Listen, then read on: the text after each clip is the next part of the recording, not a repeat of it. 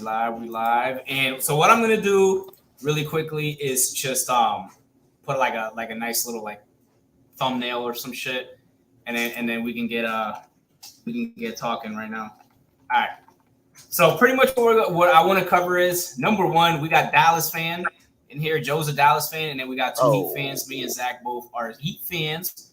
So there's been a lot of rumors, trades, this and that going on. So I kind of just want to just touch up on that pretty much. And we're gonna pretty much start with Joe. So you guys just got Christian Wood, man. How does that? How do you feel about that trade first and foremost? Well, first of all, I think it wasn't the center that I was clamoring for, but it's a center that I think could work out. Like, he's offensively better than a Rudy Gobert. He'll give you more on the offensive side of the ball. Defense, I think maybe Jason Kidd could work on him with it, because like his defense over in Houston wasn't like the best. He's not this big, tough physical center, but he's athletic and has enough finesse to use his size to overpower a few cats who are below him. So I think that definitely works. And he's young. He's 26. He's on a prove it deal. So like that's perfectly fine. And we get rid of people that we weren't even seeing on the court anyway.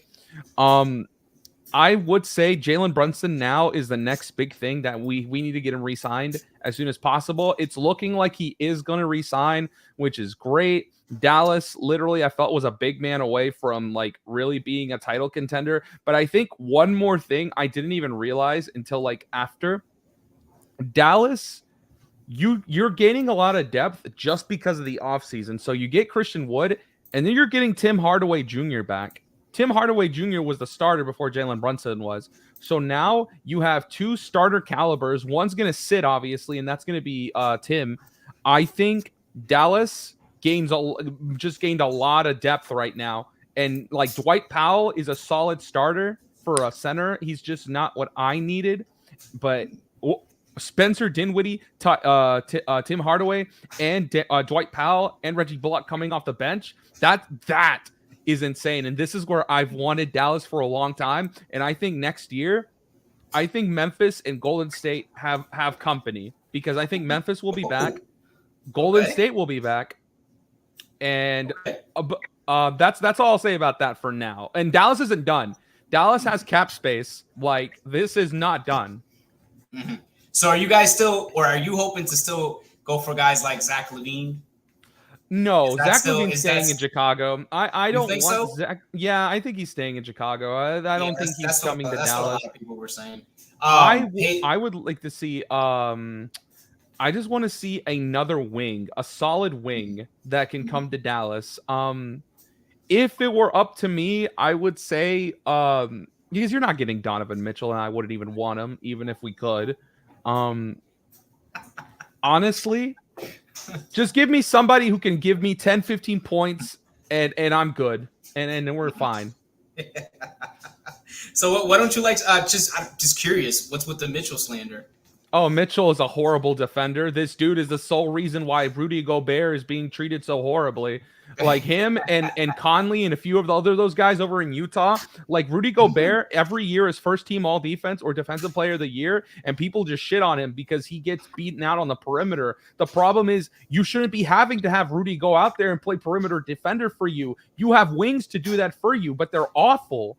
Like, they're horrible defenders. Not one of them has ever been even on a second team. Like, they're awful defenders. Jalen Brunson was blowing past those dudes. Dorian Finney-Smith looked like an all-star when he played against those cats. Reggie Bullock, like, bro, they're not defensively sound on the perimeter. And Donovan Mitchell is one of the guys who gets the most leeway for something that once Gobert leaves, watch. If Gobert leaves Utah, their defense, it's already bad on the perimeter. You think they'll have anything on the interior for you? No, you won't. And then you're going to see exactly what Rudy Gobert does for a team. So Zach, let me ask you this, man. I know you're a Heat fan, but how do you feel about that move for Dallas? Getting Christian Wood, because he was the guy that we wanted.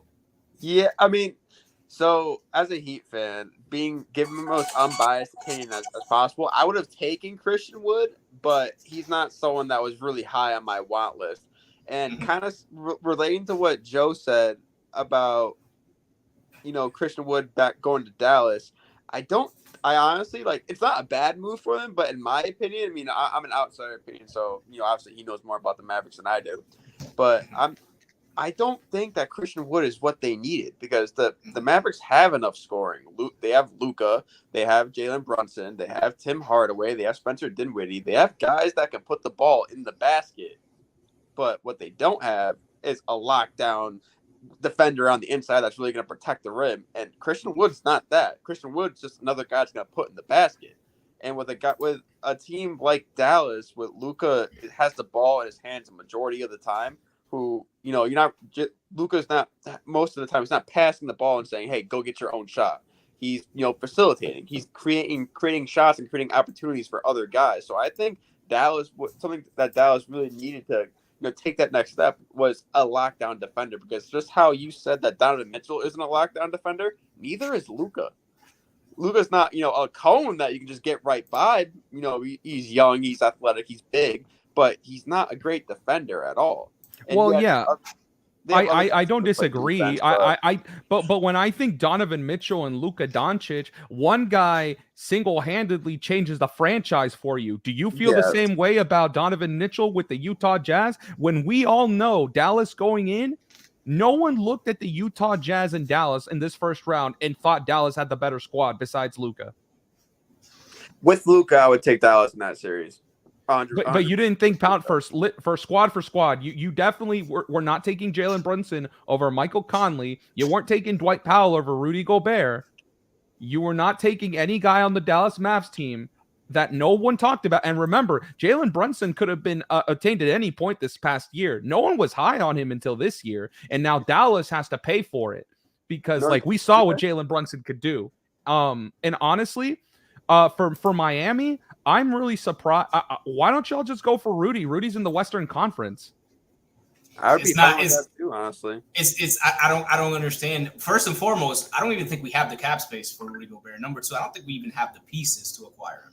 It's hard enough giving up like half the roster to get Donovan Mitchell, but I think doesn't Rudy Gobert make more than him?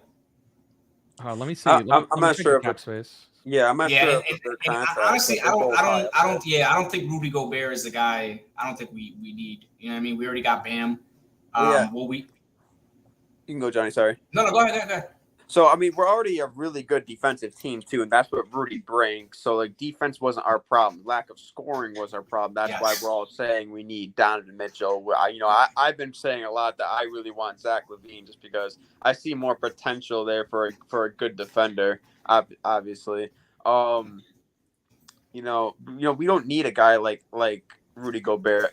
Although Johnny's been hearing me say a lot that I wish Bam would play the 4 more and Spoelstra would put someone in there who's more of a true 5 because Bam is an undersized 4. So I would take Rudy Gobert or I would take a guy like Christian Wood, but they're not high up there on my want list. I want, as a Miami Heat fan, I want a guy that a perimeter scorer, a small forward, a shooting guard, a point guard, even because I'm not the biggest fan of Kyle Lowry either. But that was supposed to be the big scorer for you though this last offseason because Dallas wanted him and I wanted Kyle Lowry before he signed on with y'all. He said, "Why is some sports say here he goes with his Luka love?" Yeah. Wait, what? Oh goodness gracious! No, that's my boy Jamil. Man, I can't say nothing good about Luka, man. I can't say nothing good about him. But you know what, bro? Honestly, Kyle Lowry was very disappointing in the playoffs. Everybody knew that he choked in the playoffs, but we brought him here. But we brought him here to help Jimmy out. You know what I mean? To take the load off of Jimmy, and he did the complete opposite. Look at his career in Toronto. Was he really known as a playoff guy in Toronto? No, he wasn't. No, he was not. He's good as a second banana, alongside a good squad, because that Toronto squad with Kawhi Leonard was pretty solid. You wouldn't look at that squad and think any of those guys were scrubs with Ibaka and Kyle and Kawhi. You know what? I think that's the only playoff series where Kyle Lowry actually really, really played consistently good that I remember. I could be wrong, but I could have sworn he played consistently good. I mean, they won the title because of Kawhi, but But either way, Kyle Lowry was brought here to. He didn't have to go crazy in the playoffs. He didn't have to drop 30 or nothing like that. But he would have. He came here to take the load off of Jimmy, and then Jimmy was still having to put up 40, 50 piece points to win games. You know. And the thing is that even if you scored 12, 15 points, even if he did do that, it wasn't an efficient 12, 15 points. It was shooting 4 of 12, 3 and 9 with some free throws to score, double figures. It wasn't like he's shooting, 4 or 5 and scoring 12 points or 15 points. It's, he's shooting terribly from the field. And especially what made me mad a lot of the time is that he's shooting wide open shots because Jimmy's getting so much attention because Jimmy's, he scores all his points by driving to the hoop and banging in the paint. And so when he kicks it out, he's kicking it out to open guys for threes, or even if they're running off a screen, how they like to do that little ball handoff at the top of the perimeter, and he's shooting open shots, at least fairly open for an NBA player, especially for a guy like Kyle Lowry, who's a 6-time All-Star and an NBA champion in this league. He shoot, those are relatively open shots, and he's just bricking them. Yeah. It was he had a very bad shooting playoff. I mean, how many games did he play? I think he only played like 7 in total. Yeah, no more than 10. You know what I mean? It was low. It was very, very low. So, I think he was injured, his hip or something like that, if I remember correctly. But the point is, we brought him here to take the load off of Jimmy. Jimmy actually ended up having to do more. So bringing him was pointless because he couldn't stay healthy. He was very inconsistent. And he freezes in the playoffs. Give me a guy like Donovan Mitchell all day, every day over Kyle Lowry. Another one too that popped up today, Kyrie Irving to the Miami Heat. That's been a rumor. Zach, how do you feel about that? Johnny, I said that to you last week in our little Heat group chat. I said, hey, I was just looking online and somewhere online they gave the Heat the best odds or the third best odds, I believe, to land Kyrie Irving, and the Bulls or the Nets were the first, and then the Heat and Lakers were tied for second and third. And I was like, what if, Pat Riley goes, he meets with Kyrie, he gives him the ring speech, just like he gave Chris Bosh and LeBron. Somehow Kyrie, he, as unpredictable as he is, decides that he wants to go to Miami. And because in Miami, you obviously don't have to be vaccinated. The vaccination laws down there are a lot different as they are in New York. So he wouldn't even be that much of a part-time player because he would be able to play in all the home games. He just would be able to play in New York and then probably in Staples in LA or San Francisco. But the rest of the games, he'd probably be able to play. And just, if Pat Riley and Jimmy can somehow get his head on right, then you're looking at a starting lineup with Kyrie and Jimmy and Bam. If they get to keep Hero in that situation, cool. That team's looking pretty scary. Definitely. I actually do like Kyrie to Miami. My thing is, I'm a pretty big Kyrie downer because I've seen this show before. Like, what makes us think he'll fit any better? It's always somebody else's fault when things don't work out for him. It was somebody else's fault that obviously it was LeBron's fault that he didn't want to play second banana to LeBron. He then went to Boston and proceeded to not show up during the playoffs. And then when he promised to stay with Boston, he leaves. Then he goes to Brooklyn, doesn't play for an entire year. The next year, obviously he gets injured. That's unfortunate. But then the whole mandate with the vaccine happens, refuses to get vaccinated. And when he does show up in the playoffs, he has one good game and then doesn't show up the rest of it. And now he's demanding a max extension from the Nets. You think Brooklyn is going to give him that? I'm going to be real with y'all. If any team decides to give Kyrie Irving a max deal, I'm really going to have to start questioning their front office, because unless we have been blind for the last 5 years, there is no way anyone will give Kyrie what he is looking for. They're going to give him a prove-it deal.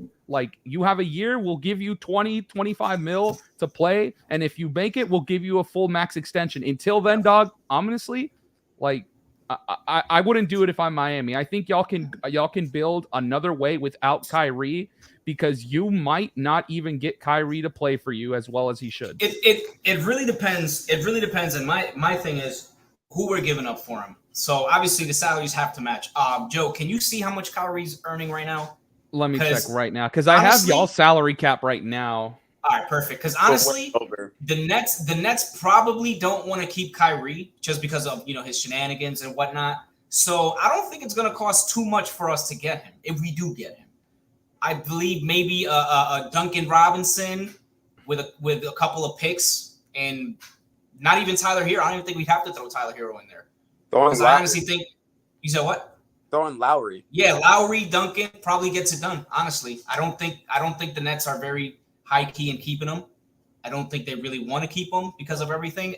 So I don't think if that is the guy that we go for, I don't believe he will cost us too much. So to me, So it depends. Kyrie, he is costing you about 36 mil. In order for that to match, you would at least, because you're not giving up Jimmy Butler unless you want to give up Bam Adebayo. No, absolutely not. If you're not going to give up Bam Adebayo, the next highest pay is Kyle Lowry making 28 mil. You would have to give up Kyle Lowry and Tyler Hero in a pick.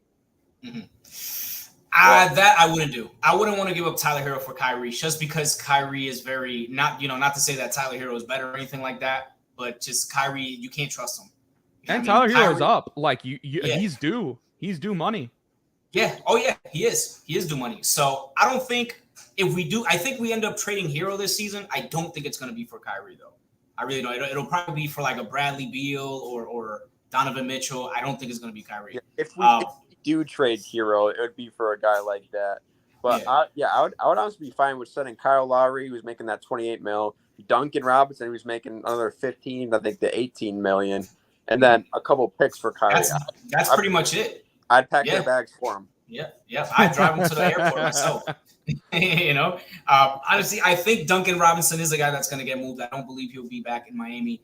The only guys right now that are free agents that I think will be back are Victor Oladipo and maybe PJ Tucker, maybe because I know he's testing free agency right now. That hurt me seeing that. It did because I like PJ, but I don't want to overpay him either. You know what I mean? Because he did very, very good for us, but I think he ended up getting injured in Game 7, I believe. So him not being there definitely was felt. But let me ask you guys about this. So there's a blockbuster trade. Check this out. Involving the Lakers. The Lakers want everybody, apparently. So check this out. So peep this. It is to get Kyrie Irving, I believe. But it involved obviously it's like a 3-team trade. I'm trying to pull it up. I don't know where the hell it went. But if you're looking, check Instagram mock deals or mock trades. They're usually the ones who have a lot of the early information first. They're actually the ones who I found out about the LeBron to Brooklyn trade that was talked about for a bit. And LeBron, The only thing about that is about pages like that is like they come up with like the most ridiculous like trade offers. It's like it's something out of this world. But they you do get some ideas of like what players could be moved if a team were to go for that certain guy. But I know the Lakers are trying to get Kyrie Irving too. How do you feel that would work out? LeBron and Kyrie back together again after he left because he couldn't be LeBron's sidekick or whatever it was. I think they'd have to give up Anthony Davis. If I'm Brooklyn, I'm not giving up Kyrie. Because they would have to get Kyrie via a sign and trade, and if I'm Brooklyn, I'm not agreeing to that. And the Lakers don't got the cap space either. So I think they're below. I think they're like negative. Yeah, unless Brooklyn wants Russell, which I don't think they do. I don't. He's not. He is an expensive piece of trash right now. As the league, it's what the way the league is looking at him. No disrespect, obviously, but like, it's just. He's not he didn't show you anything, and no one wants to take on that contract unless it's to get rid of other contracts that they don't want. Like Houston was willing to give up John Wall to so they could get and they would take Russ off their hands, but you had to take on John Wall, who hasn't played a full season in about 3 years, and that wasn't going to help you, I think. Sometimes I forgot John Wall was even in the league, to be honest with you, because it had been so long since that guy played. Yeah, Houston made him sit to make him just so he didn't get hurt, so they could trade him. Pretty much, yeah, pretty much. But I think the Lakers and Kyrie is something to look out for. I don't think it happens. Honestly, What do you guys think Kyrie does? What do you think he stays in Brooklyn? Do you think he gets shipped off? Like, what do you think happens to him? I think most likely he's gonna. I don't know because I heard that he wanted that 4-year max extension, and the Nets were like, hell no. So the thing is, I just don't know who's gonna give him that. But I know somewhere out there, some team out there will give him that. The Sacramento Kings of the world will definitely be okay with Honestly, it. you know what? Yeah, I was just about to say the Knicks, but it would go pretty much back to the same shit with Brooklyn with the vaccine. Is the vaccine still like a thing in New York? Like he has to have it in order to play? I have no clue. Because I'm not even sure about that. I have no clue. Yeah, that would definitely play a huge part of it because then. Well, think about this though. I think even if the vaccine laws are still the same in New York, the Knicks will still give them that max contract because that's exactly the same thing that happened to them when Kyrie and KD were free agents the first time.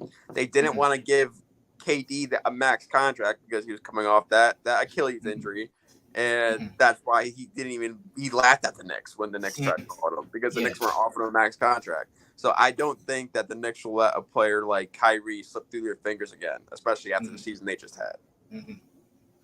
So I mean, I'll say this about Kyrie real quick to the Lakers. This is irony.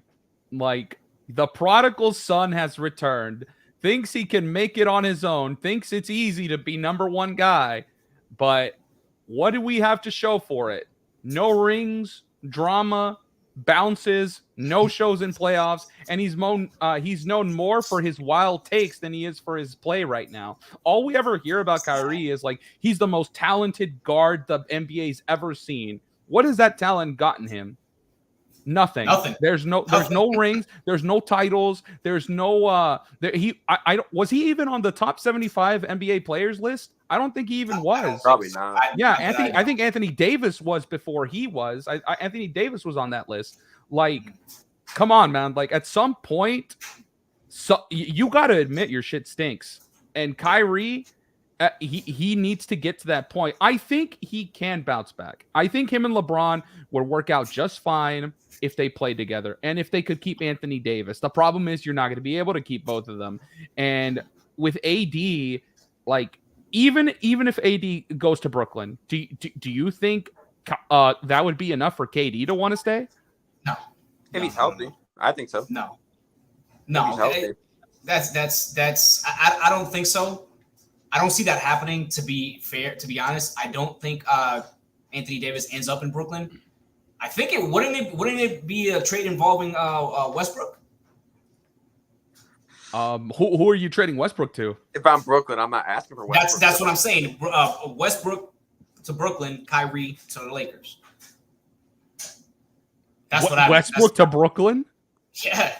It would be that will never happen unless Brooklyn unless Brooklyn had an aneurysm in between the time that they saw Westbrook play. There is no shot that trade will ever happen. And if it does, Brooklyn is arguably one of the top 3 dumbest organizations in the league. They already are one of the dumbest organizations. They traded away Jason Tatum and Jaylen Brown picks for Kevin Garnett, Paul Pierce, who were like 50 years old at the time. At the time, that seems like a decent option. It was like they had a 1 or 2 year window because when they also traded for Pierce, Garnett, and Jason Terry at the time, they still had a prime-ish Darren Williams. That was like the start of his downfall. Yeah. So they weren't supposed to be the main guys on that team. They were supposed to play, the secondary or the third option. I think Brook Lopez was even still on that squad too. Yeah, so. Brook Lopez was a starter.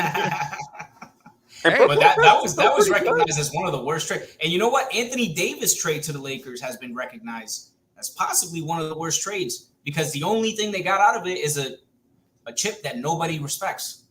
And I mean, to be fair, I personally think that's like well worth it. You want a championship, something that a lot of these okay, think about it like this, right? The AD trade is apparently a bad trade. What do you think that makes the Clippers trades? That was a team that was talked about to win the title for the next 3 to 5 years. Where are they now? Nowhere, with no chip in sight. And Golden State ended up winning another title before the Clippers even got to the finals. Yep. That was a really bad trade. But to be fair, though, Kawhi has been injured a lot. Yeah. But then again, in the bubble, both of them were healthy, and they lost a 3-1 lead. Playoff Pete. You know, yeah, playoff or pandemic Pete at the time. Yeah. Pandemic. You know what I mean? So to be, you know, like I'll give them a little bit. Nah, No, I okay. think they get split. I think that's. Let's talk more trades though, like because it's not, we're not just going to talk about the Lakers trade. How about the trade recently we had with the Chicago Bulls forming a Big Four? What did that get them? A gentleman's sweep out of the playoffs. I don't know if you're calling that quite a big four, but I mean, that was Lonzo, a very shocking. I honestly thought they were going to get to the Eastern Conference Finals. I predicted Miami and Chicago in the Eastern Conference Finals. I never would have expected them to get. I still think Milwaukee would have won the title had Chris Middleton been healthy, because I didn't think any team could match them. Possibly. I don't know. I mean, I don't know. But that trade, those two guys, I think Kawhi and Paul, they're going to get. It wouldn't be surprised me if this offseason it happens. That experiment has not worked out. Well, you know what? Even if they come back, even if they don't get moved and they come back next season fully healthy, you can throw them in the mix too. If they play a whole season healthy together, I can see them finishing top 3 seed in the That's Western the thing, Conference. though. Can they play a whole season together? Yeah, well, Can they? That's the problem. You know, because both guys, either both guys are always injured, or one of the two is injured. Yeah, and apparently one can't carry the whole. It just takes 1 year. Adrian said something that I think we haven't even discussed, because we were discussing Brooklyn, like KD and like Kyrie are the only things. Ben Simmons is still there. Like, do you think any team would take a chance on it? Honestly, I think the Nets just give it a shot. I honestly think they have enough. If Ben Simmons comes back, you know, without his bullshit antics, because now you got two guys that are bullshit with bullshit antics in Brooklyn. You got Ben Simmons, you got Kyrie. If those two guys get their head out of their ass and actually play, that team can very well win the chip. They got a lot of talent. Yeah. And they got Seth Curry. They got Andre Drummond. Like, that team is deep. I think Drummond's a free agent right now. Is he a free agent right now? He might be. Think so. He might be, but you know, if he's able to come back somehow, some way, they keep him.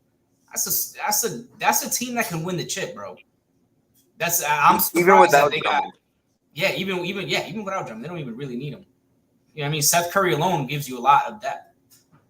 You know, the guy can get hot. He shoots not as good as his brother, but very close. Very good player. Yeah. So I wouldn't call it too close, but he's a very good shooter. He's an above average NBA three-point shooter. Yeah. Another trade that popped up today on my timeline or a potential trade, I should say. It's Jeremy Grant to the Miami Heat. That is not all right. Before Adrian starts talking shit, that's not a trade that I'm saying. I just saw it on my timeline. What do you guys think about that? Right now, we're just talking trades, man.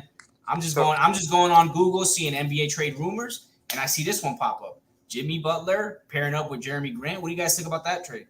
So that duo, I should say. As a Heat fan, like, cool, I'll take him, but he's not like he's not something that's gonna make me jump out of my seat. Being completely honest, but like, it wouldn't be much. It wouldn't exactly be much. Like what would it be nice? Cool, but you know what? We get him and lose PJ Tucker. How much better do we actually get? Right.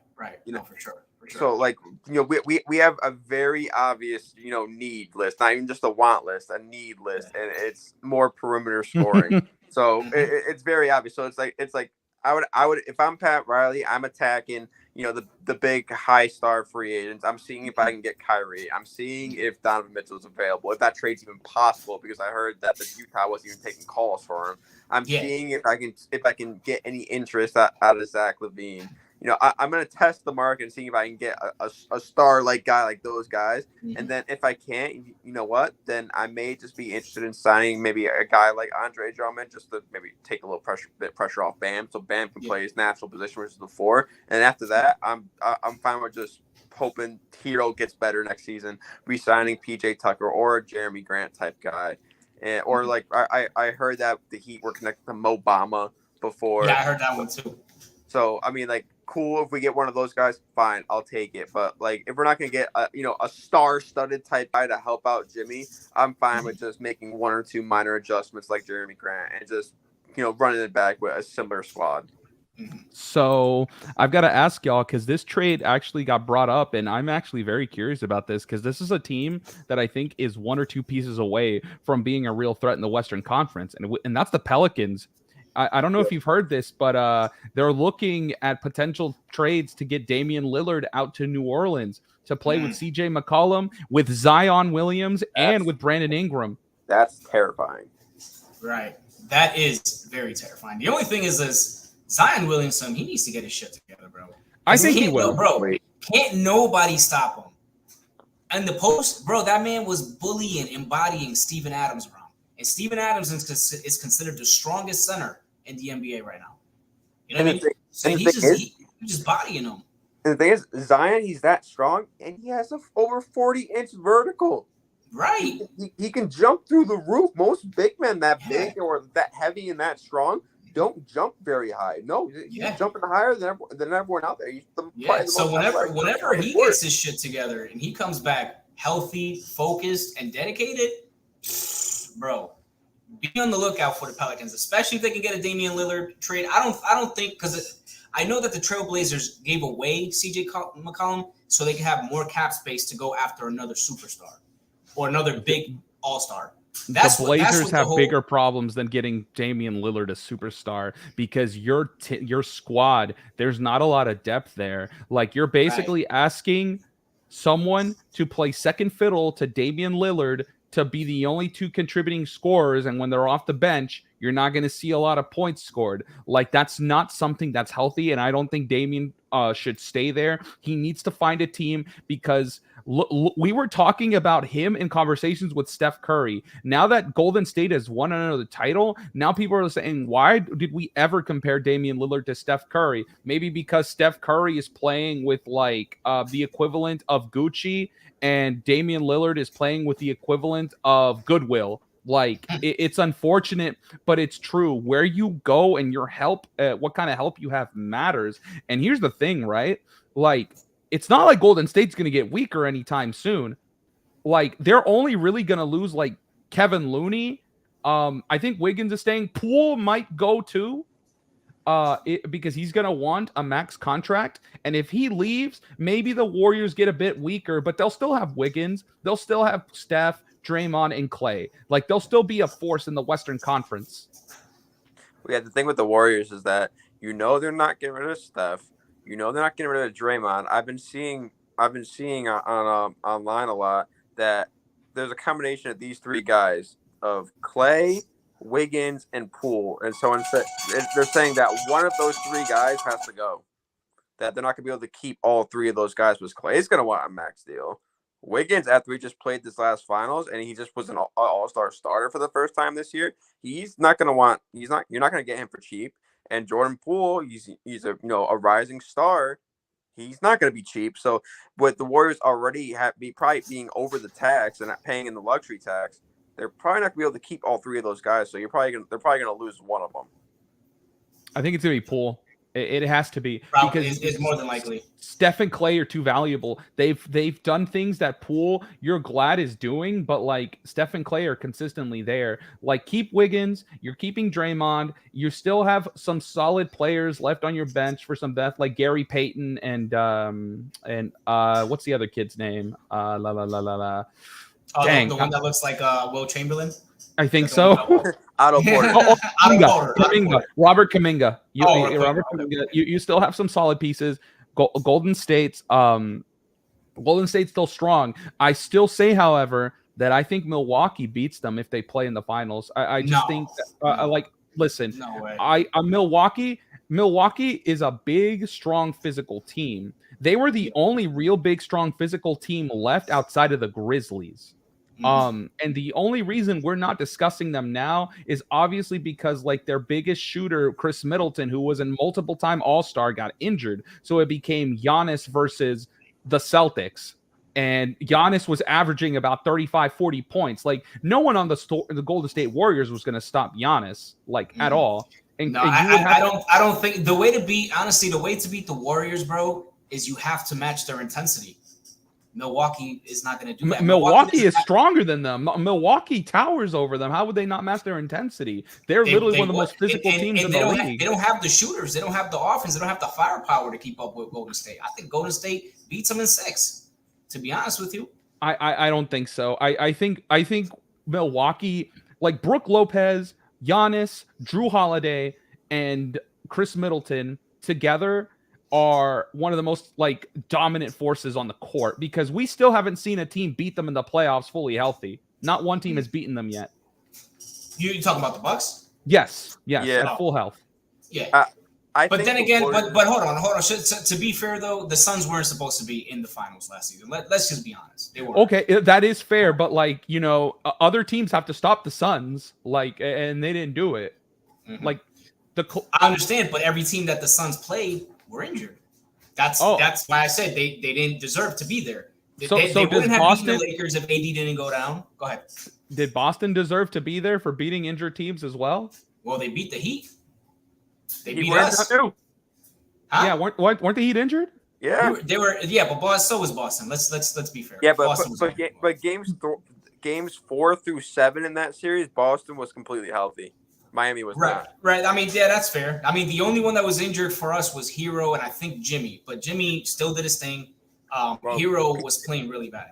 Even when he was healthy. PJ was And playing PJ banged up. PJ too. PJ, I think he missed Game 7 Well, he missed think the he second missed half Game of Game 7, but or second half of Game 7. Right. and Hero, I'm counting Hero as missing Game 7 because he played 12 minutes in that game and none in the second half. He played like maybe 12 minutes, 6 minutes in the first quarter, 6 minutes in the second quarter, if that. And he took like 2 shots, and Spoelstra pulled him because he literally couldn't play. He didn't play that game. Yeah. So our second best perimeter scorer, the 6th man of the year, that averaged over 20 points a game, didn't play games 4 through 7. He wasn't really a factor because he was of a pulled groin. Mm-hmm. So I can't say for a fact if Hero is completely healthy that series that the Celtics win. And it's not like the Western Conference was a bloodbath besides like Memphis, because all Golden State had to do was beat a Denver team that was missing two of its main starters. Beat a Denver team was missing 2 of its main starters. Beat a Memphis team that lost one of its player, had another suspended, and it's just like they played a Memphis team that was never at full strength for like more than like 2 games, and then they played a Dallas team who had 1 All-Star on their entire team. Mm-hmm. Yeah, Dallas shouldn't have been there. I'm sorry, Joe, but they shouldn't have been there. Like I said, that was great to see. Like I obviously wasn't thinking we would win the title. Like I said, I felt we were a few pieces away. But Dallas didn't match them well. Like Luka can't beat Steph, Clay, Draymond, Wiggins by himself. Yeah. But hey, you know what? You guys got started. I think Christian Wood was a step in the right direction. Let's see what you guys can get. I mean, Victor Oladipo's still out there. Zach LaVine, I would like him. Know. Yeah, we don't know what Zach LaVine. He hasn't committed yet, so he's there's still that's up in the air. So there's still got. I mean, you guys could even get a Jeremy Grant. There's a lot of pieces that you guys could still available right now that you guys could get. But anyways, guys, I'm gonna hop off now. Thank you guys for coming on. I'm gonna do one again on Wednesday, man. If both of you guys are available, that'd be great. Okay, perfect. I'm done. Get text. All right, Brody. I'm jumping on. Take care.